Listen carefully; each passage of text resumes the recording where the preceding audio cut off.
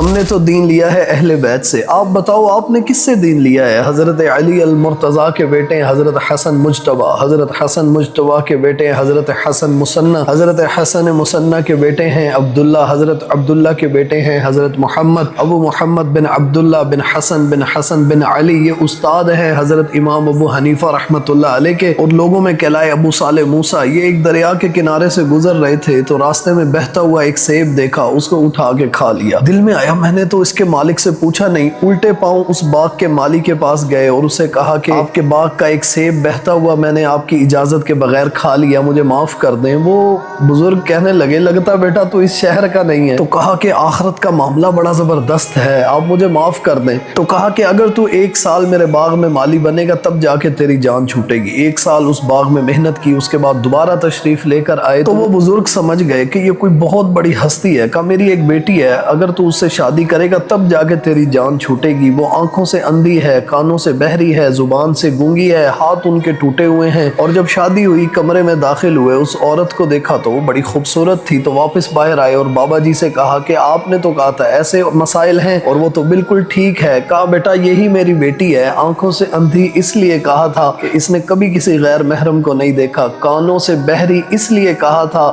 کہ اس نے کبھی آلات موسیقی کو نہیں سنا، اور گونگی میں نے اس لیے کہا تھا کہ اس کی زبان سے کبھی ناشکری کے الفاظ نہیں نکلے ہیں، اور ہاتھوں سے ٹوٹی ہوئی اس لیے کہا تھا کہ اس کے ہاتھوں نے کبھی کبیرہ گناہوں کا ارتکاب نہیں کیا۔ یہ خاتون کون ہے؟ فاطمہ ان کا نام ہے، اور 10ویں پیڑھی سے حضرت حسین کی بیٹی ہیں۔